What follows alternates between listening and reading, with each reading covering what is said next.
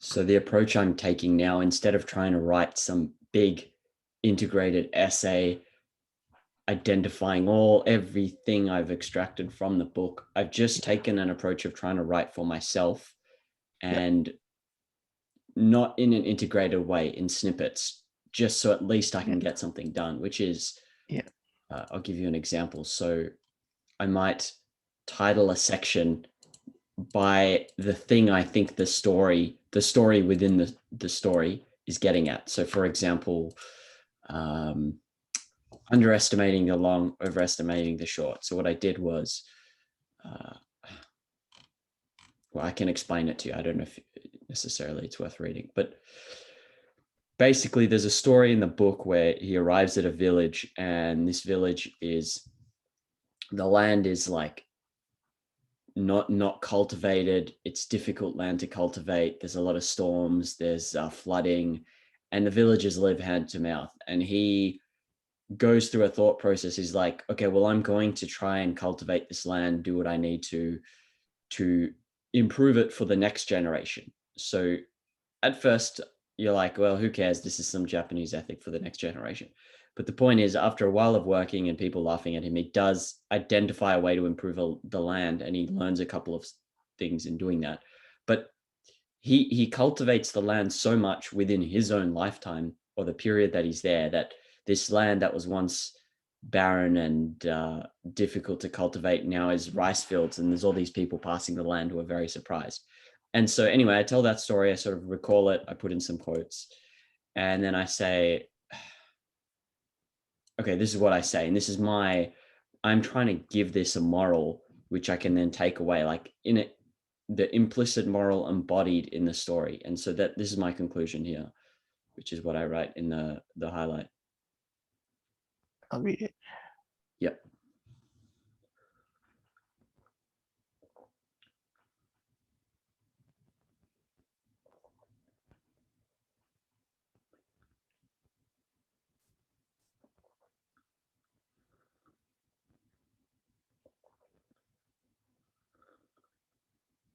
Yeah, I mean, that's good as the general point of what you're getting at. I mean, there's more we could say to expand it. As far as getting to the point right away, yes, it's good, but if depends what you're going for. How long do you want the writing to be, or do you want it to be this brief? Right? If it is this brief, it's fine. But it depends what your objective is of each little section. Yeah, I think I'm going to write this briefly, because then at least I've tried to write something longer, but I feel like I'm just, if I write too much, I'm I'm forcing myself to write something that I don't genuinely have to say, when I don't genuinely have anything to say. So yeah, I think it's fine that, but I would just emphasize it's not that the story has a point as much as the concretization the abstract the concretization of an abstraction that you're getting is this. Not so much the story at a point, like the writer tried to make the point, as much as you're just extracting that concretization. But other than that, I think it's fine, because it's saying what the essential point is. I think that is essential. You're taking out what you could apply to other situations, what explains the type of things that are happening. It explains a broader outlook rather than the concretes. right. And that's why I think it's fine. I mean, you can't Yes. do everything lengthy essays. I mean, if you're getting to the point, would be it. And that would be essentializing. You're getting to the point right away. Of course, you could add nuance, but if you want the essential, it's this, or something along these lines. What you said about this, in this case, what I'm doing is, it's not that there's a moral in the story necessarily from the author. There is, but it's not the one that I wrote here. I agree. I'm definitely doing what you described, which is I'm looking for, I see if I can find another one that's brief, but yeah, reputation lags. Like, so he told a story about a house that a warrior school that was taken over by two sons, and they obviously don't share the same ambition as their father. I still haven't read this, so there's not much to read here, but they don't share the same ambitions as their father, and the school kind of degrades from within, but you can't see it from the outside. It's only Musashi who picks up on this school that is a hollowed out hulk of its, former glory. And I'm reading a moral, and I'm not reading into it. I'm not superimposing, but I am like you described. I'm trying to identify what principles or generalizations are relevant to this, and adding them at the end of the story, even though that the author may, it may have nothing to do with the author's intention. And so my goal is to, even though so these are all unintegrated, right? This has nothing, reputation lags has nothing at all to do with training like with a hemp seed, or which is just about incremental improvement or habit and the rest of them. But my goal is really just to get started writing, because whenever I try and write something big and lengthy, I get too lost. I've spent so long on this, and I realized, oh, okay, it's because I don't write normally. I don't know how to integrate so many different facts. So at least to get started, it seems like this is all these little tiny chunks and chips of sections that it's not integrated at all, but it's a start. That's my goal, is just to start writing and figure things out as I go. Yeah. I do think it's better to start with the small chunks like that. That way, at least you focus your mind rather than going everywhere. At least you've got general categories in a way. Yeah. It's the beginning of categorizing things, and you analyze further by looking at their commonalities and their differences, which is a process Aristotle recommends that I've been reading about. We analyze subjects that you do begin by making simple distinctions, but that's not the whole process, obviously. But then from there, you can start analyzing similarities and differences. So it is appropriate to start smaller than you get into nuance, if you choose to, and to what extent you want to integrate. As it applies to the writing process, then it's a process. You're describing a process of, okay, let me put into practice identifying essentials, identifying generalizations in concrete experiences. And then over time, I assume it's, I might start picking up on ways to tie up these different things that I observe and write about in like a small paragraph, something like that, right? More or less, yes. Yeah. You're beginning with something more basic, you're writing those first. Then you practice by tying them up, which is the skill of writing, tying it together. That is the difficulty, but where you begin is definitely either first principles or what you observe directly, whichever is applicable. Okay. All right. So I will do it that way then, because I mean, there are a lot of, I mentioned to you ages ago, there are all these things I wanted to write, but the reality is that I can't write them. It's too much, like it's an overload. And so to start somewhere makes more sense, which is that place. That's the better strategy. All right. At least for nonfiction. Everything changes for fiction, obviously, but nonfiction, Well, everything changes. Isn't it similar though? Like even in this, like if I'm writing about a novel, like it's similar to nonfiction. No, I meant in the sense for your own creative writing. I meant. Okay. I got it. That's what I meant. Hey, by the way, I started reading We.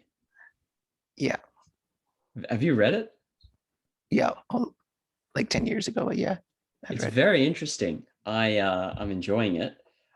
There's a lot of emphasis. It's very Platonic. There's so much emphasis on Plato in there. Like, he's a mathematician. He's talking about harmonies and square roots and getting annoyed when things. And there's so many. There are many references to Plato. Like he gets upset when things are out of harmony, and he talks about like the unchangeable world of numbers that he dreams about. It's like straight out of Plato. It is, yeah. That's why it's a good example in the context of discussing Plato and Platonism. Right. Yeah, very interesting. Okay, let's talk about the Sophists. I wanted to bring up, like, integrate some of what we discussed last time about some Chinese history. I don't have much to add about it other than at first there was like the Greeks. there was a time period called the 100 Schools of Thought. 100?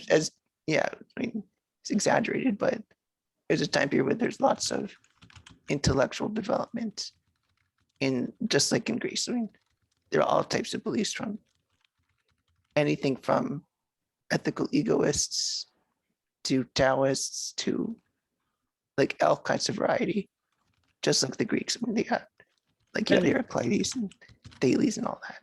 When, It's almost okay, like that. if I divide it up into,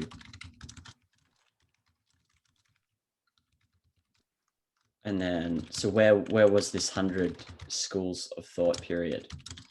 That was like 600 BC to 200 BC in China. Oh wait, oh, you're talking about China, not Greece. Yeah, sorry. Oh, Yeah, okay, I got confused. Integrating Okay, Chinese so stuff. okay, so separate. Okay, in China there was a period called the 100 schools of thought. Yes, Ah, it was all like right, a all right. wide So variety of ideas, following. like the Greeks Very at a similar interesting. time period. I Wow. mean, Okay, very interesting. so there are tons of ideas, a lot of disagreements. The popular ones were like, one form was called legalism, which is like authority of the state, and the state is like a philosophy based on legality in the state more so than anything. That was popular. There are others, also a few others. Confucianism, which is Yeah. kind of like Plato, but more grounded, as I was mentioning.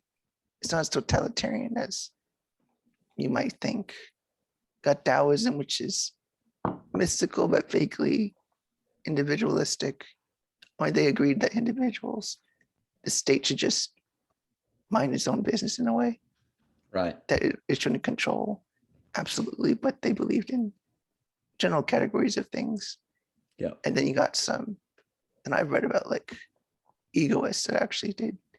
One guy I was reading about, he's like something like a hedonist, but more objective than normal. Like, you should care about yourself first, that your well-being counts, Yeah. and you should not interfere with others, Yeah. and you shouldn't care about life after death, your posterity, because you'll be dead.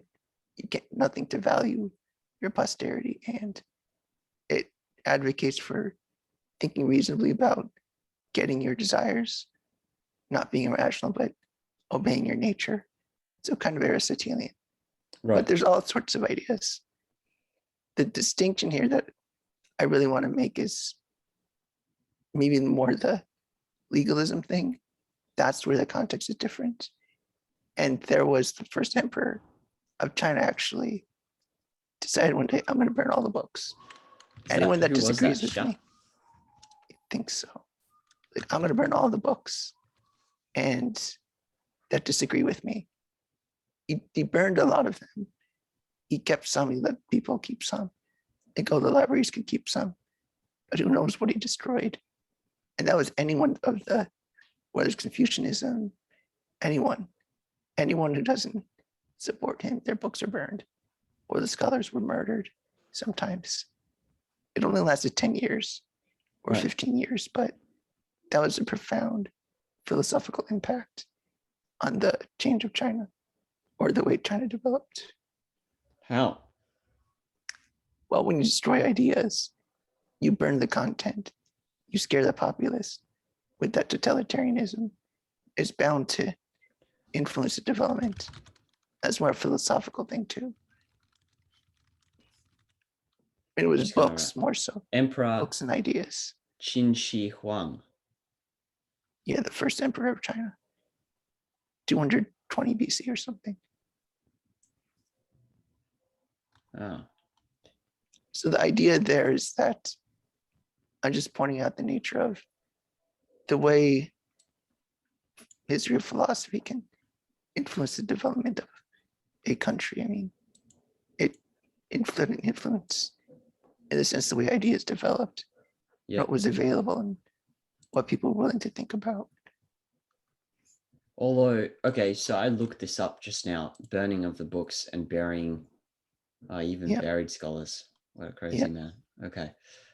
That Yeah. was live burial. Man, that's really crazy.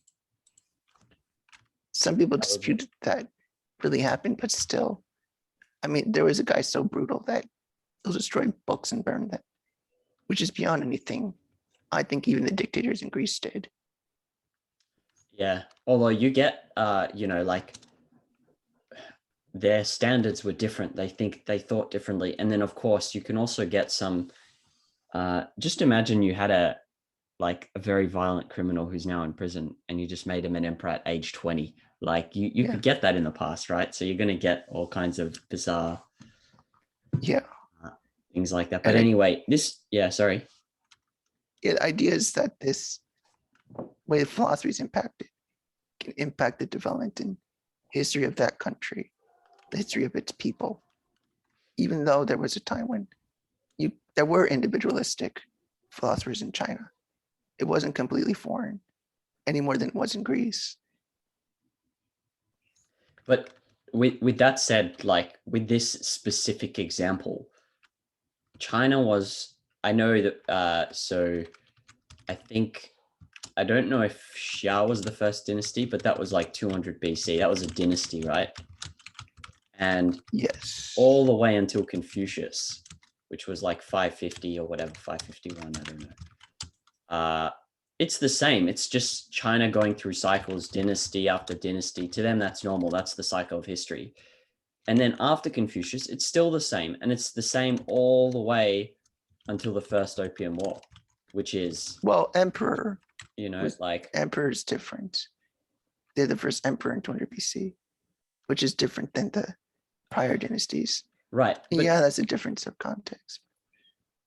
But what I'm saying is that I'm not aware of any shift in morality or anything like that. Like it's exactly the same. It's the same from 2200 all the way to the First Opium War. If it was like there's a period of 300 years of selfishness and then someone burns books and then there's not, then I'd be like, oh, okay, maybe that was significant. But maybe I get what you're saying, but maybe in this specific example, I don't really see how it's, given that my knowledge of their history is just, it's all this, it's literally just a cycle for thousands of years of the same thing. To them, whatever's happened recently is just a cosmic aberration because it fits into like some big dynasty time slice. So that burning of books, it depends. I don't know when those schools even came up, but the point is I don't know how much impact that itself had, just based on my knowledge of their history.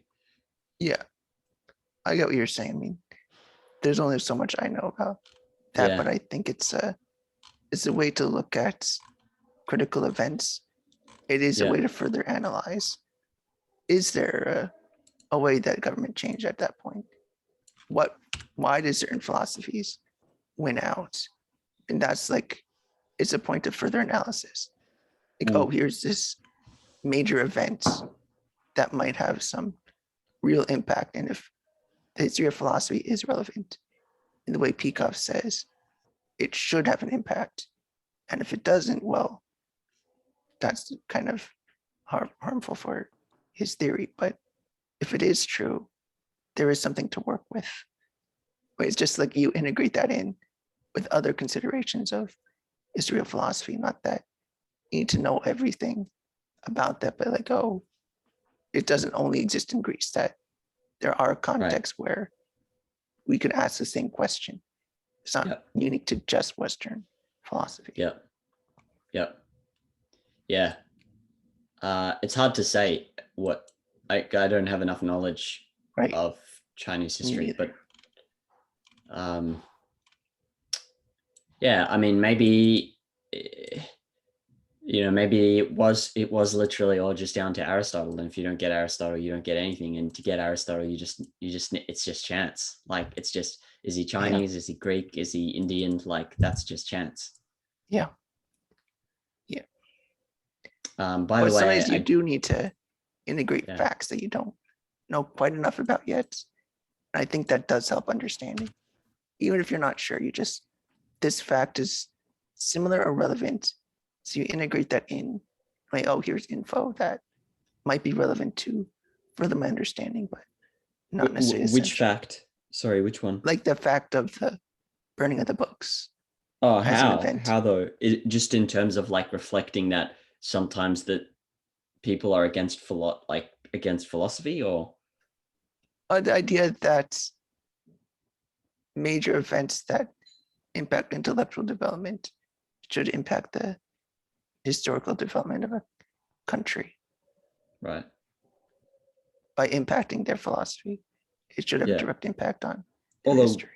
in this case, we don't know if he killed scholars and burnt books, but we don't know if that completely just like I don't know how much effect they had if they caught on in the first place. Like, so it's hard to. I don't see how you would like. Okay, someone burnt books, but was that like did that have some actual significant long-term impact or not? The only way to tell is what was the popularity of the schools before, did they catch on or not? I'm just trying to think out loud. And then like Confucianism is still quite big in China and in Asian countries, so that, and same with legalism. I don't know enough about legalism, but I know that Lee Kuan Yew of Singapore was quite into legalism. Yeah. So some of those philosophies still caught on. So Yeah. those would be questions you need to ask, no? Like about that event. Like Right. it's a representative event in that it just represents like, okay, sometimes what determines whether or not something wins may be just chance or politics or like someone destroying something. Like obviously, because you could also have a genius who doesn't live for 80 years and have the chance to write, or 90 years or whatever. So there's all those factors, but like yeah, I don't know what else to say about that one. Just that way to integrate additional questions in a way that brings ways to understand concepts you already hold. It's almost like induction. You add more information. So even if you don't always know what to do with it, as much as, oh, if this idea is right, this idea would apply, or this Which historical event but would which apply. one in this case The that burning of the this shaped books. Chinese philosophy? Yeah, the burning of the books. That such an event can be integrated with the idea that, or it needs to be taken into consideration with the idea of philosophy determines the course of history of a country. Like as in politics can sometimes determine the philosophy, is that in that sense, or like as in Well, they can Peikoff's just idea twist it? Yeah. that the trends of history of philosophy are a greater determining force than politics or culture So of then the philosophy. burning of the books would be insignificant, wouldn't it? Well, it should be significant because it directly destroys intellectual history, directly destroys intellectual content. It directly destroys philosophy available Right. to people. Right. Okay. But in this case, then it's one action of one man determining history as opposed to one action of like philosophy in general. Well, yeah, you could interpret it that way. I'm just saying that the reason it was impactful, the reason behind it being impactful was because it impacted philosophy in Right. a Okay. profound way. Okay.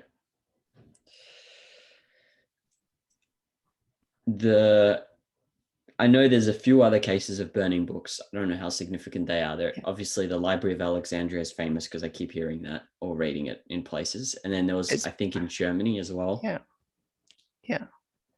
Alexandria is, that library is burned like 4 times. Oh, 4 times. Okay. And different reasons every time. By One time was Christians, right? accidental. One time was accidental. I think one time Caesar did.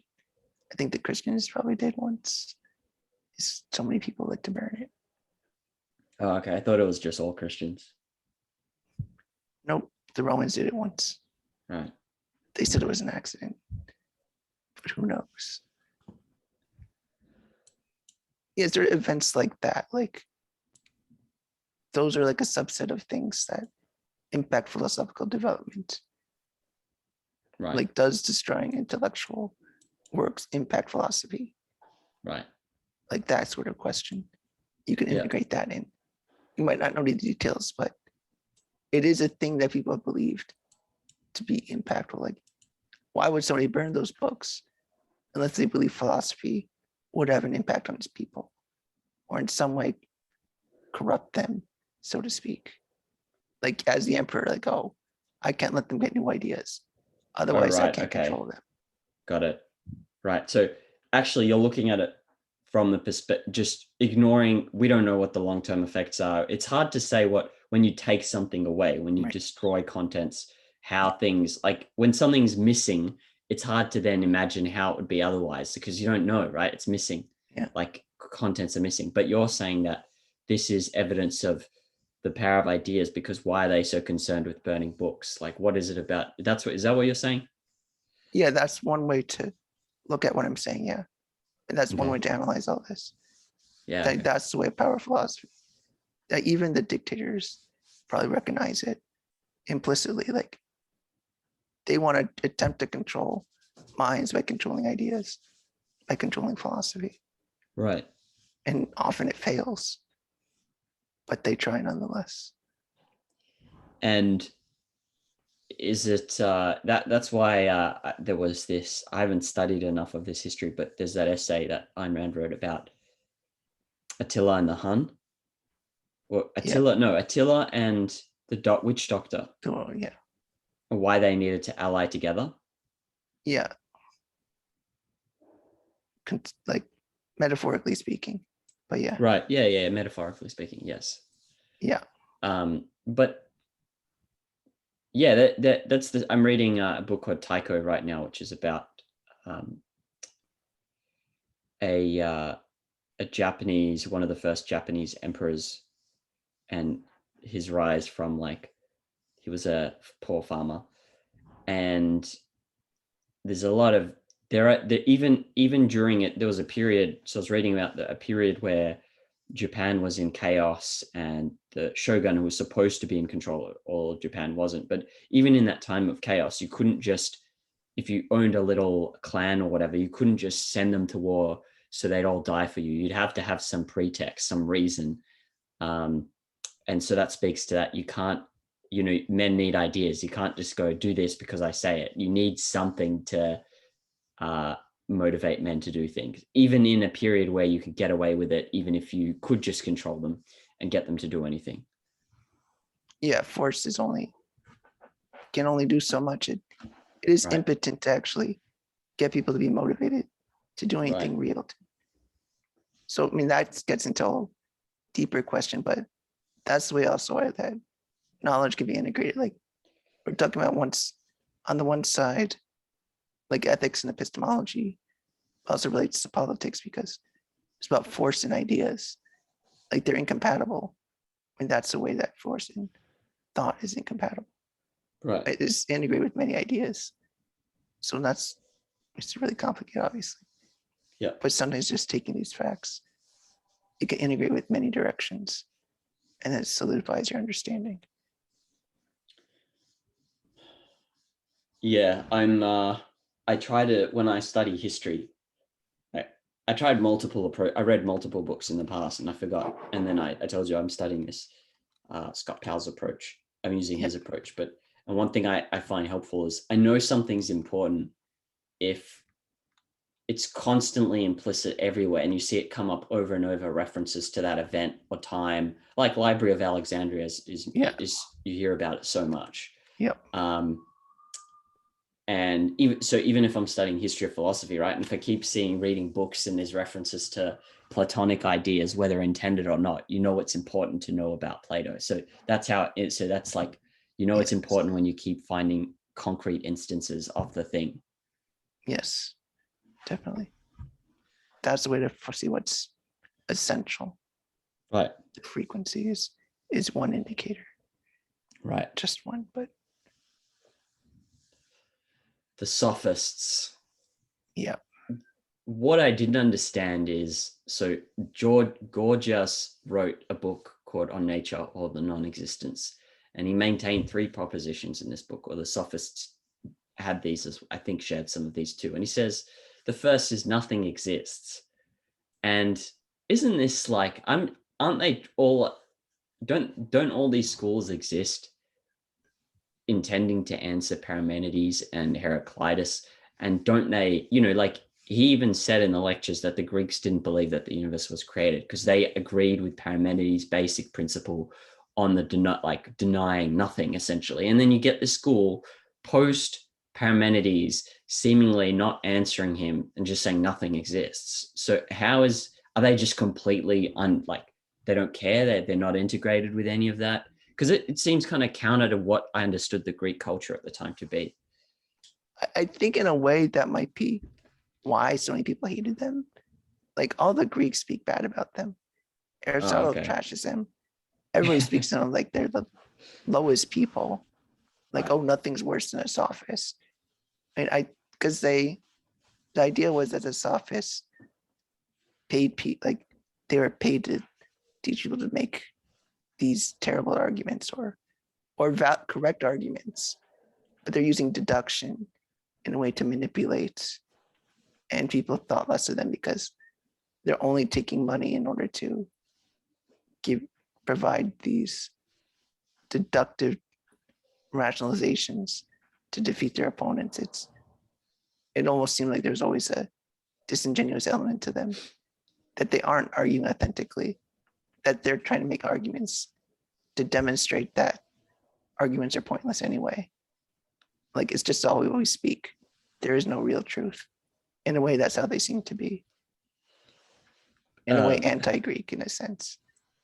Okay, all right, that makes sense. So you're saying that there was an element of them counter to the Greek culture, which was this, but it's still pretty significant from my understanding so far, to say nothing exists and not even address that as far as Parmenides' argument goes. Is like, okay, that's a significant. They like word games. They like word games to defeat their opponent in argument, and they kind of just minimize argument or minimize philosophy to just these arguments. Okay. And that's why they're, at least Aristotle and Plato and most Greek philosophers did not like them at all. Right. Okay. So sort of like the Pythagoreans, there was an element of them that was exceptional and deviated from Greek culture, their belief in. And that's why they lived in Sicily. They lived in Sicily? I didn't know that. Yeah. They weren't even Greek. They weren't even Greek. So they're not technically Greek per se. I don't know exactly what made them Greek. Maybe they were like, I don't know. I guess the people went to Sicily enough that it wasn't viewed as Roman. But what I was trying to say is that they were different from the Greeks in some significant ways, and like this belief in the other world and the soul falling from the other world or whatever to be punished in the body, all that stuff. But they shared a lot too. And so I was wondering, okay, so maybe it is the case the Sophists don't give a crap about what Parmenides said, so they're ignoring it, which seems significant, but I guess they just differ from Greek culture in that way, right? That's how I can think of it. Yeah. I mean, any philosopher, if they're unique, they're going to be differing from the culture. But of course, to some extent, they're still part of the culture because they're still engaging that Greek intellectual discourse. No matter how dumb it is, they're still engaging. No matter how stupid it is, they're at least in that practice, in that tradition of we're engaging arguments, engaging thought, abstract thinking, rather than strictly the things we see.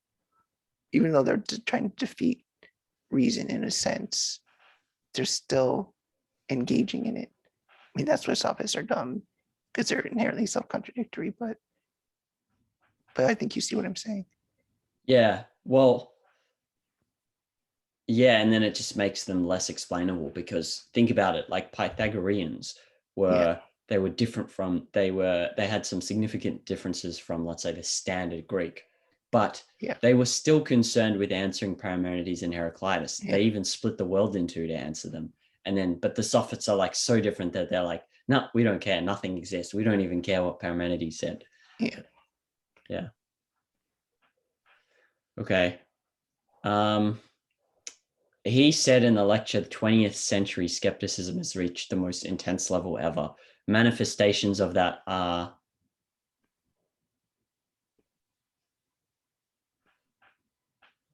less wrong. What? I don't know. What? Is that a question? Yeah, like man, he said, I don't know about 20th. What is it like? What does it mean? Reach the most intense level? Do you know much about where he's making this statement from? I'm just more curious Trying than to think it's not that significant of in terms of learning. skepticism. Of skepticism. Trying to think exactly what he might be thinking of. I mean, So what, these lectures were in the 1960s or something, right? 1970s? I'm not sure. which one, the Peacock? Yeah, the history of I philosophy. thought that'd be the 80s. 80s or Okay, 90s. so 80s. So he's writing this in the 80s and 90s, and he's saying that in the 20th century, skepticism has reached the most intense levels ever.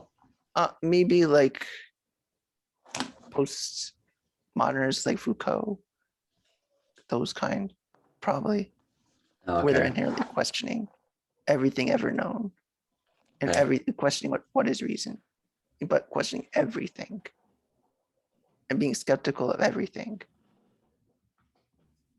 like questioning all power structures of the past, all ways of thinking of the past. Right. That's probably what he's thinking of. At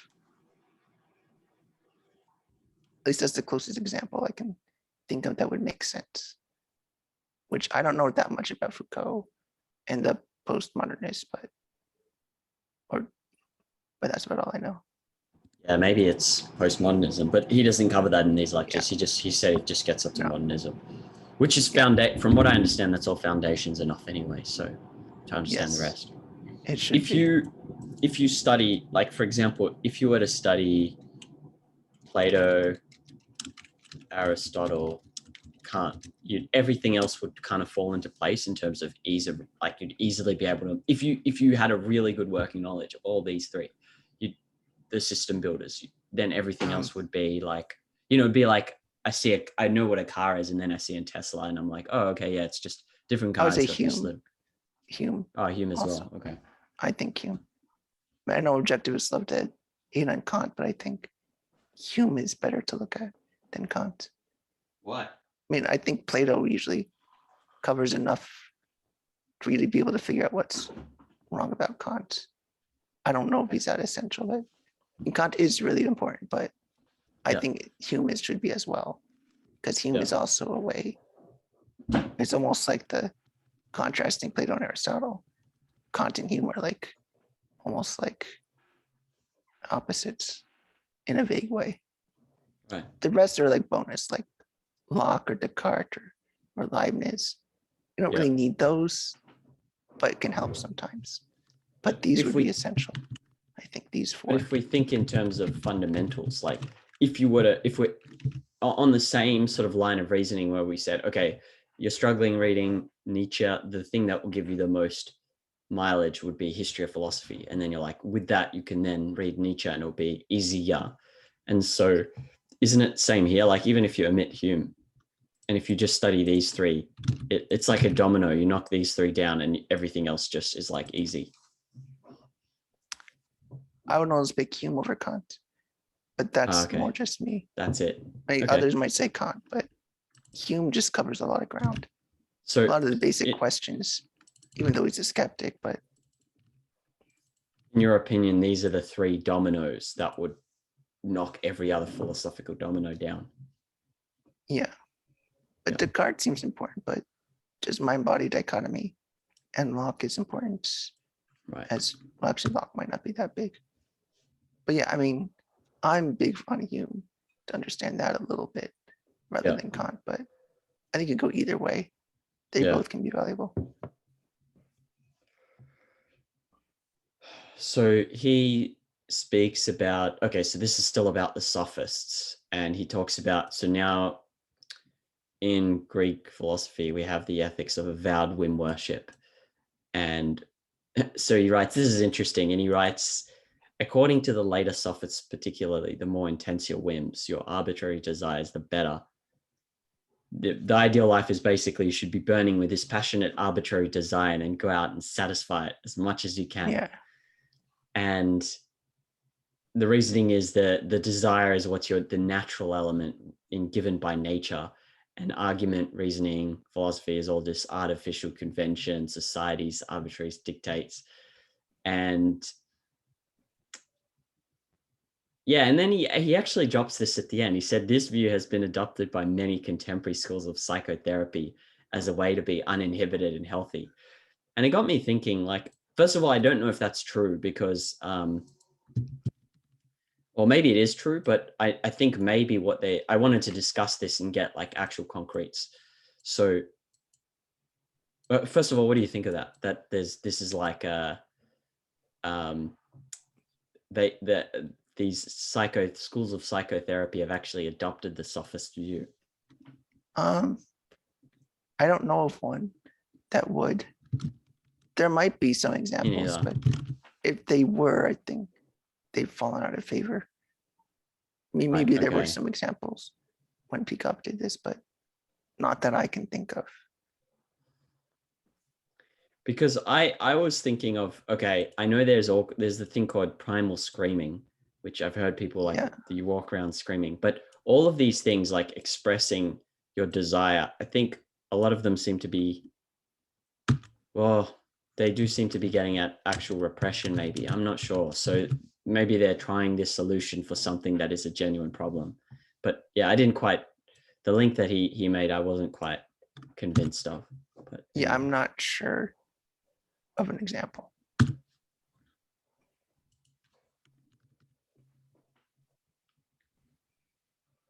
Okay, so let me just see what.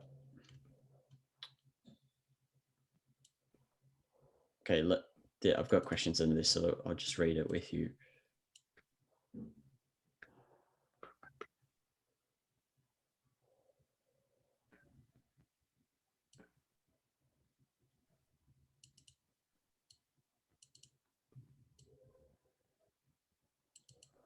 Mm-hmm.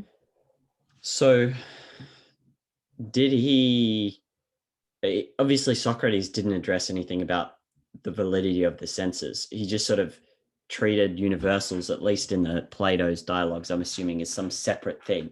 Not explicitly, but just, okay, there's, who knows about the validity of the senses, but let's put that discussion on pause. Let's focus on this thing called a universal for now. That's sort of what Socrates was about, right? Well, in a way, Socrates is Plato, because Plato is just what Socrates wrote. Yes. And Plato didn't do anything else. So I just thought of that. But yeah, I mean, I would say that, yeah, Plato was like the first one to think of things even in that way.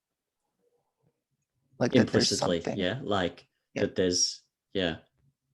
Well, even explicitly, like his idea of a universal is a form. I think he did call them universals. Oh, okay, all right. I think so. I've only read one of his dialogues, so I wouldn't know. But what is why do you know why that he would have thought that if you grasp universals you end all disagreements? Like, I know Plato maybe came to that conclusion with, but that's not in Socrates' dialogues, right? That if you have a universal, there's no more disagreements. I don't know. Okay, because I didn't quite get that explanation. It would be like implied, I think, but I'm not sure if he said it explicitly.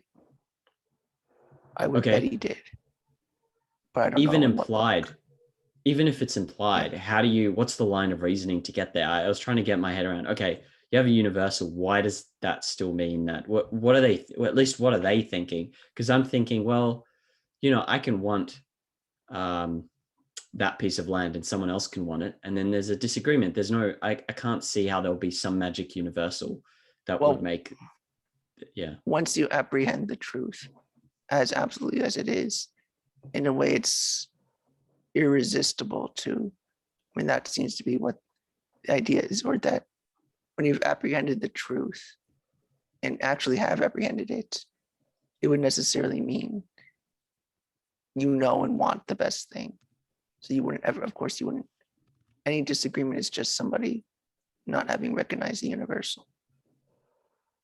It's like, in a way, that believing that once you attain the universal, you'll always want to believe that universal.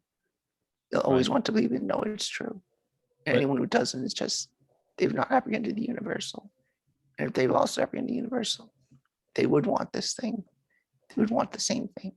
So there would be no disagreement.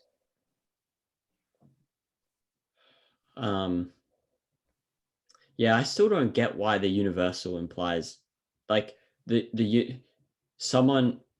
Yeah, I don't know. Maybe I have to read the dialogues. I don't really get that line of reasoning. Like, okay, two people want land. There's the truth of who wants the land because it's tangled up with people's desires. So I don't. They would be able to know how to absolutely correctly determine all instances of the right Whose land answer. it? Okay, I mean, those, at least Plato believed that if right, you can apprehend the universal, therefore you've apprehended the truth and the right way of looking at things. right, If you've okay, done so, and if you right, don't know the right way of looking at things, well, you've just not attained the universal yet. right. The right way is definable, basically, something like that. So you can have the universal right way, and there's only one universal right way, and then so everyone apprehends Yeah, that universal. It's that kind of thing. yeah. Like if we all attain this perfect knowledge, we'll necessarily want the same thing. Got it. So I ask a question here, which may be funny because you read it. You probably read it when I wrote it here, but that's because it was my wording and I put that in there. That wasn't what he said, but that was my understanding. He said something like, Socrates discovered the importance of concepts and universals. But then I said, okay, see the first, it's sort of implicitly, he's making a distinction between the two. The Yeah, that's all they importance of really the, did. I yeah, mean, like he was, what is this? And he's always asking people to distinguish things.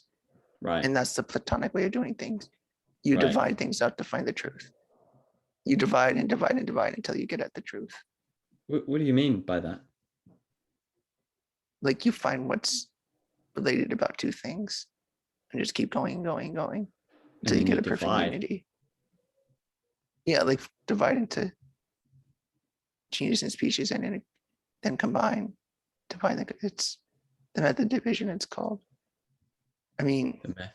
Okay. maybe I'm describing it the wrong way, but that you distinguish things, then you unite them into a one and keep progressing until you get this ultimate good or ultimate whatever it might be. Oh, you're saying that was Plato's. Okay. Yeah, that was Plato's idea. I vaguely remember the concept of the ladder, and you ascend the ladder.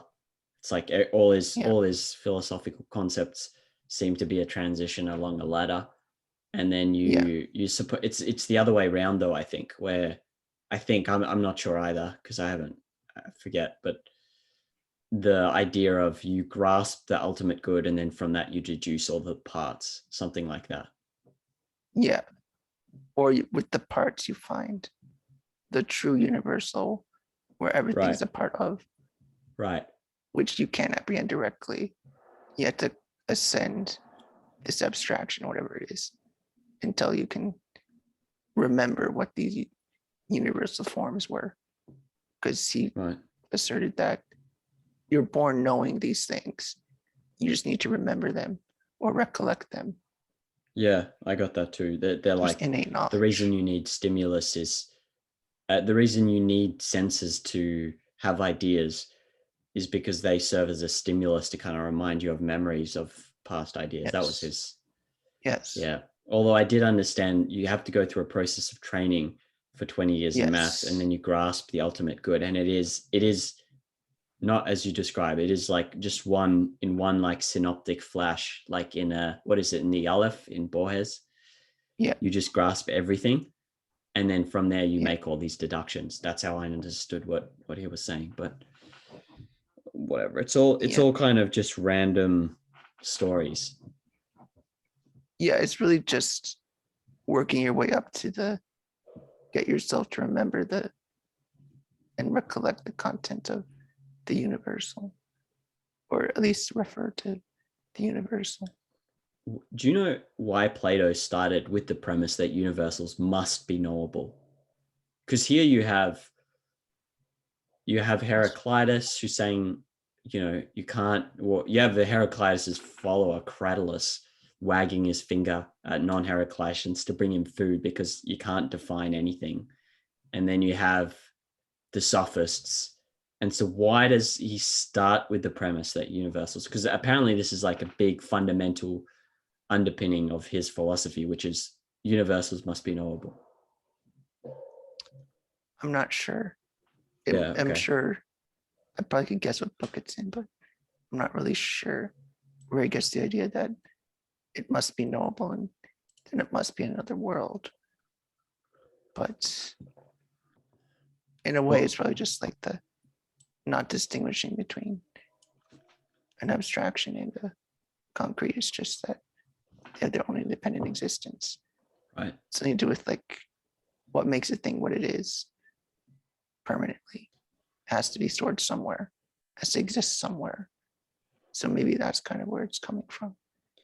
That it's anything. Go ahead. I was going to say the specific arguments for the world of universals being a separate world I have written down somewhere, and I know I still remember part of them, but this apparently precedes that because it's not even about another world yet. This is like the underpinning premises of his philosophy, which is we start with the premise the universals must be knowable. The why is mine. If universals must be knowable, they must actually exist. And I'm like, okay, well, if they're knowable, they must exist. I see that. But why did he start with universals must be knowable is what I was confused by. I don't know specifically about that. Yeah. I don't often know the details of Plato. I just know usually just the general ideas about the world of forms and the way that detaches itself from reality and the way that he believed that more perspective of intrinsicism, and that's how he perceived things. And that usually is the approach I take to thinking of something as Platonic. Yeah, maybe that's the better approach than, I don't know, when you're learning, I guess you want to learn everything, but the better approach in terms of how, if someone's not based on reality and they're detached, they're writing nonsense. So you're just memorizing nonsense when you read it, right? Like so if I I read only about a understand, demiurge, I only understand Plato to the extent that I'm understanding the way people make mistakes. Sometimes it helps to understand the formist argument, to understand that, like, oh, where's the person coming from if they think these abstractions actually exist? Well, there's some ideas in Platonic thought that gets there, which it doesn't need to be systematic even about the entire approach of why did Plato think this? What were all his premises, as much as regardless of what the premises are, this is what his belief was. And knowing that belief, how does that characterize others? Is there a way to look at that belief that gets at other philosophical ideas, or in what ways does it clarify my own? Like in the way that I see Platonic forms are detached from reality, I'm seeing what it is that makes something connected to reality. If you are literally saying that your abstractions exist, and necessarily they would exist in somewhere non-material, in a way that is saying that if Platinum is wrong, that it must be the case that abstractions are connected to reality, so they must be connected to something concrete and things like that, rather than just taking why did Plato think what he did, as if I'm taking an essay or writing an essay on Plato. I got it. Okay. Well, yeah, I mean, if someone, I don't know if I'd want to spend ages researching it, but if someone knows the answer, it would be interesting to know how does, basically try and understand it from their perspective. How do they get to these? Then you get I assume you can also improve your thinking if you can find where, if they did make a mistake, what was it? And then if it's not a mistake, then you learn something about psychology, right? Yes, that's how I see it.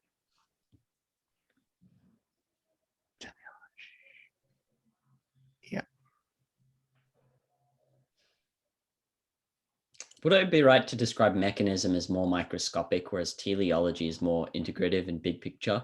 Like because he's constantly looking for ends. He keeps looking, whereas a mechanist just goes, oh, here's an atom, there's an atom, who cares? Like, is that a accurate? Well, I mean materialist in that case.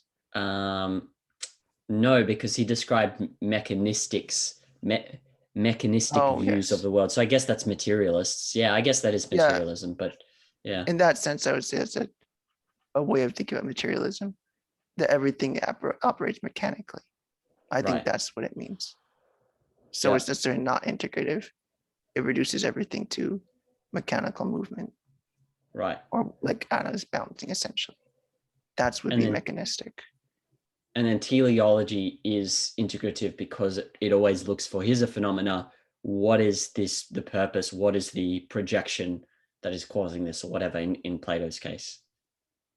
Yeah, or there's a going towards of every action,